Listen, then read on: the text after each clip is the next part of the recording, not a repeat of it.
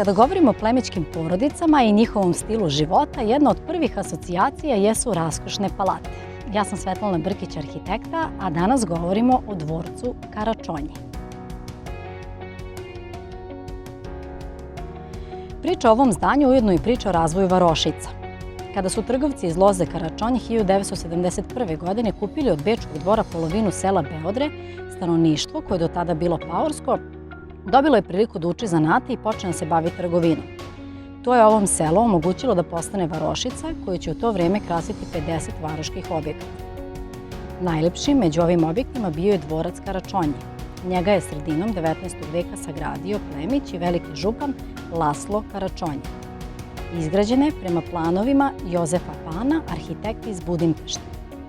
Oblikovan je u stilu klasicizma i građen kao tip ruralnog dvorca koji se nalazi van urbanih gradskih naselja. Imućne porodice gradile su svoje domove po ugledu na bečke i peštanske dvorove.